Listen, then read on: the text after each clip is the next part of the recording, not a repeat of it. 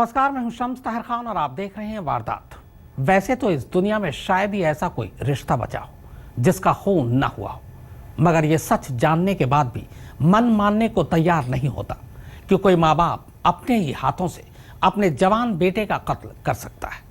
मगर आप उस माँ बाप की नफरत की इंतहा को क्या कहेंगे जो पहले अपने जिगर का खून करता है और फिर अपने उसी जिगर के 25 टुकड़े कर डालता है। दिल दहला देने वाली यह वारदात दिल्ली में हुई। मैंने देखा था जी, मैं अपनी दुकान पर बैठा था, यहाँ बच्चे यहाँ इकट्ठे हो रहे थे।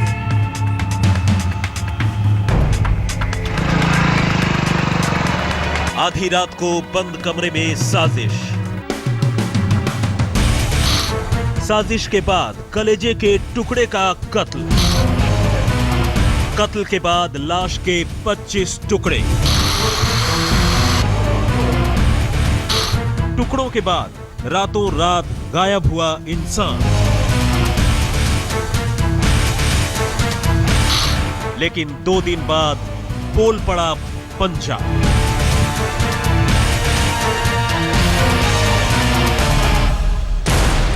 दिल्ली के एक रिहायशी इलाके की यह कहानी जिसने भी सुनी वो सन्न रह गया। बस यूं समझ लीजिए कि एक कत्ल और कत्ल के बाद लाश निपटाने के इस तरीके को सुनकर हर किसी के लिए ये यकीन करना मुश्किल था कि कोई इंसान अपने ही जैसे किसी दूसरे इंसान के साथ ऐसा भी कर सकता है। लेकिन इससे पहले कि हाल के दिनों की इस सबसे अजीब और सबसे डरावनी मर्डर मिस्ट्री की सारी परतें हम आपके सामने खोलें, आइए सबसे पहले आपको लिए चलते हैं उस जगह पर जहां से इस कहानी की शुरुआत हुई। जगह दक्षिण पूर्वी दिल्ली का जैतपुर एक्सटेंशन इलाका। तारीख 8 जनवरी 2015। वक्त शाम के कोई 5:30। रोज की तरह इस दिन भी इलाके के बच्चे खेलने में मशगूल थे, लेकिन अचानक खेलते खेलते उनकी नजर पास ही नाले में पड़ी एक अजीब सी चीज पर गई, जिसे देखते ही बच्चों के मुंह से चीख निकल गई। ये कुछ और नहीं बल्कि एक हाथ का पंजा था। जी हां, एक इंसान के बाएं हाथ का पंजा।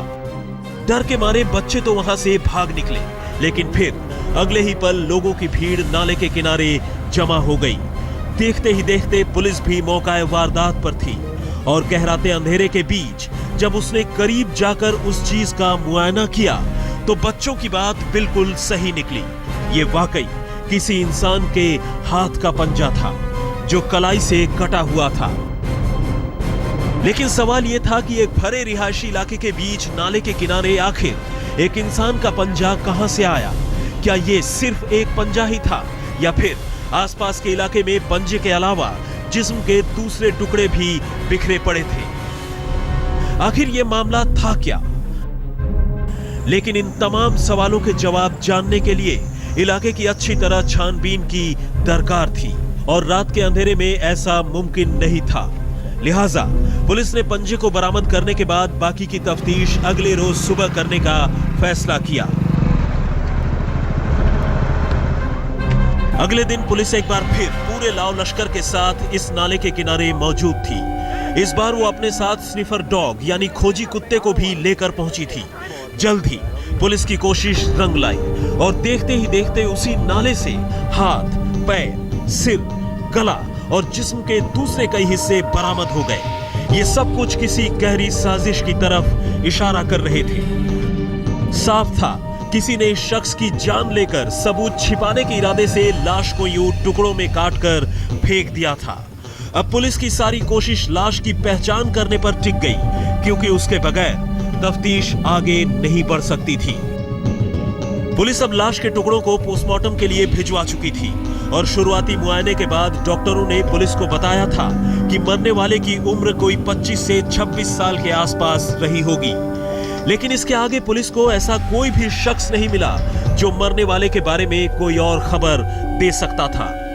पुलिस की कोशिश जारी थी और इसी बीच ठीक दूसरे ही दिन यानी 9 जनवरी को जैतपुर थाने में आए एक टेलीफोन कॉल ने अचानक ही जैसे पुलिस के हाथों में तफ्तीश के लिए एक सिरा दे दिया।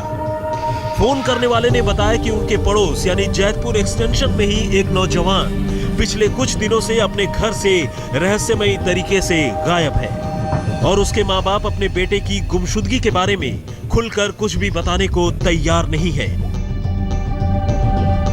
इस खबर ने पुलिस को भी चौंका दिया। तो क्या ये उसी लड़के की लाश थी जो अपने घर से गायब था?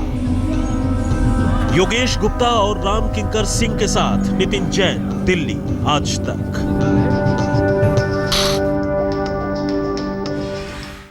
पुलिस को दिल्ली के जैतपुर इलाके से टुकड़ों में एक इंसान की लाश मिली थी, लेकिन उसके पास ना तो मरने वालों का कोई सुराग था और ना ही मारने वालों का। कुल मिलाकर ये एक परफेक्ट ब्लाइंड मर्डर था। लेकिन इसी बीच पुलिस के पास आए एक टेलीफोन कॉल ने पूरे मामले का ही रुख मोड़ दिया। किसका था ये टेलीफोन कॉल और कॉल करने वाले ने आखिर ऐसी क्या जानकारी दे दी?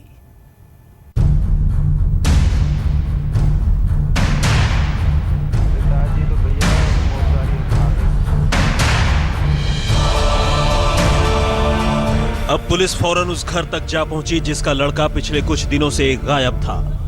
यहां पुलिस को एक बुजुर्ग दंपत्ति मिले जिन्होंने शुरुआती पूछताछ में अपने बेटे के घर में न होने की बात तो मानी, लेकिन ये बताया कि उनका बेटा किसी काम के सिलसिले में बाहर गया हुआ है। लाश कई टुकड़ों में नाले के पास पड़ी हुई थी, कहीं हाथ था तो कहीं पांव। पुलिस को पहली नजर में समझ में आ गया था कि यह मामला कत्ल का है, लेकिन मरने वाला शख्स कौन और इतनी बेरहमी से कत्ल किसी ने किया तो किया क्यों? इन्हीं चंद सवालों के साथ पुलिस की तफ्तीश शुरू हो चुकी थी। लेकिन जिस तरीके से इस दंपत्ति ने पुलिस वालों से बात की, उससे पुलिस को कुछ शक हो रहा था, क्योंकि अव्वल तो दोनों पूछताछ करने वाले अफसरों से आंख नहीं मिला रहे थे और दूसरा हर सवाल के साथ उनकी झुंझलाहट और बेचैनी बढ़ती जा रही थी।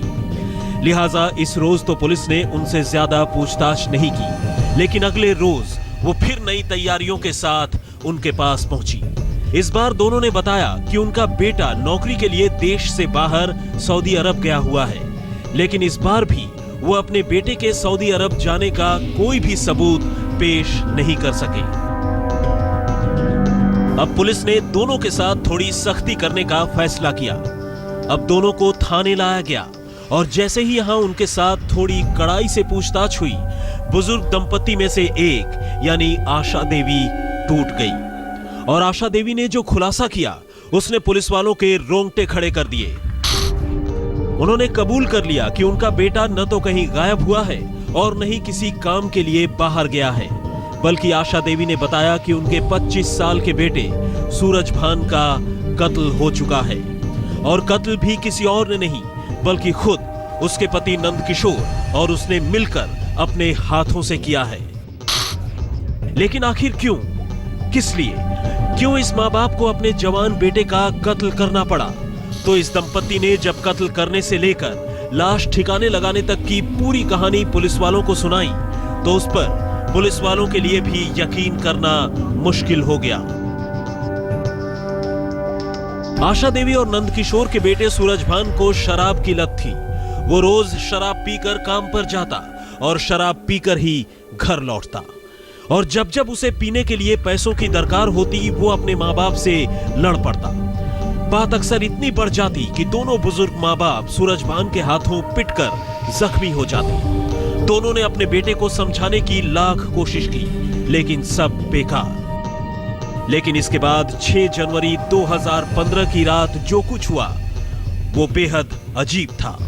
रोज की तरह इस दिन भी सूरज भान शराब पीकर ही घर लौटा और घर आते ही पैसों के लिए अपने माँ बाप से लड़ पड़ा। लाचार माँ बाप चुपचाप अपने बेटे के जुल्म सितम झेलते रहे, लेकिन लड़ झगड़ कर जब सूरज भान सोने चला गया तो दोनों ने मिलकर एक खौफनाक साजिश रची। साजिश रोज रोज के इस झमेले से निजात पाने के लिए अपने ही बेटे को मौत के घाट उतारने की। फिर इसके अगले चंद घंटों में जो कुछ हुआ वो दहलाने वाला था। योगेश गुप्ता और राम किंकर सिंह के साथ नितिन जैन, दिल्ली आज तक।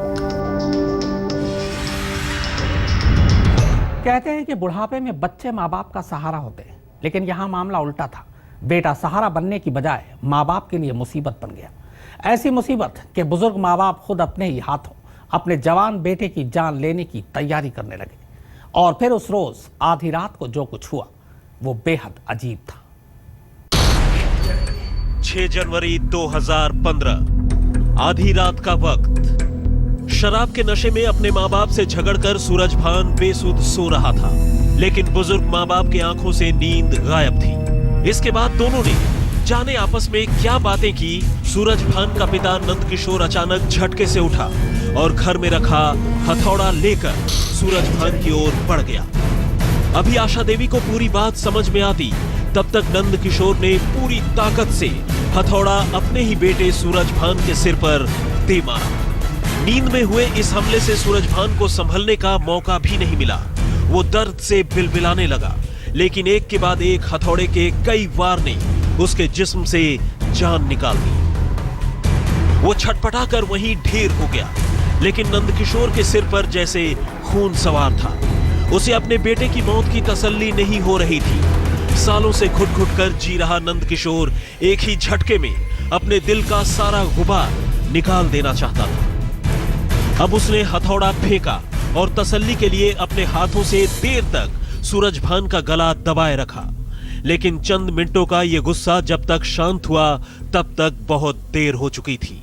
दारू पी के आया तो फिर उसके माँ बाप से लड़ा है, बाप को भी मारा है। तो दारू ज़्यादा पी होगी तो उस दम उसको नींद आ गई। तो जब वो सोया था तो इन्होंने, इसके फादर ने एक हथौड़ा था उससे इसके सिर पे अटैक किया, और बाद में जो मशीन होती है पत्थर काटने वाली, उससे बॉडी को डिकम्पोज करने, उसको डिस्पोज करने के लिए तो छोटे भागों में काट के तो फेंक दिया। नंदकिशोर रोजाना स्टोन कटर मशीन से बेजान पत्थरों को काटने का काम करता था, अपनी रोजी रोटी चलाता था। लेकिन रोजाना के झगड़े से आजिज आकर वो ऐसा स्टेप उठा सकता है, ऐसा कदम उठा सकता है, किसी ने सोचा नहीं होगा।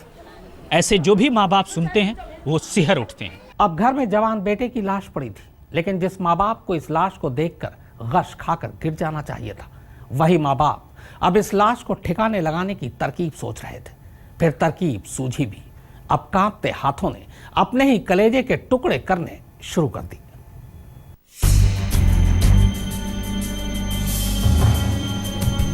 खुद अपने हाथों से अपने कलेजे के टुकड़े को यूं मौत के घाट उतारकर अब दोनों अंदर से टूट चुके थे। लेकिन दुख और अफसोस से ज्यादा अब दोनों को खुद के पकड़े जाने का डर सता रहा था। उन्हें समझ में नहीं आ रहा था कि आखिर सूरजभान की लाश को वो ठिकाने लगाएं तो कैसे लगाएं। लेकिन तभी स्टोन कटिंग का काम करने वाले नंदकिशोर के दिमाग में एक आइडिया आया। आइडिया अपने बेटे सूरजभान की लाश को ठिकाने लगाने का। लेकिन यह आइडिया इतना भयानक था कि सुनकर ही आशा देवी के रोंगटे खड़े हो गए। लेकिन अब दोनों के सोचने समझने की शक्ति जवाब दे चुकी थी। नंदकिशोर ने घर में रखे स्टोन कटिंग की मशीन उठा ली और फिर रात के अंधेरे में दरवाजा बंद कर दोनों खुद अपने ही हाथों से अपने उस बेटे के टुकड़े टुकड़े करने शुरू कर दिए। बहरहाल रात भर में दोनों ने सूरजभान के कई टुकड़े किए और लाश को बोरियों में भरकर रातों रात नाले में जाकर फेंक आए। किसी को शक ना हो इसलिए अगले ही दिन घर की सफाई पुताई भी करवा ली। लेकिन कहते हैं ना, जुर्म अपने निशान जरूर छोड़ जाता है। आखिरकार सूरजभान के पंजे ने कत्ल की ये पूरी कहानी खोल कर रख दी। योगेश गुप्ता और राम किंकर सिंह के साथ नितिन जैन, दिल्ली आज तक।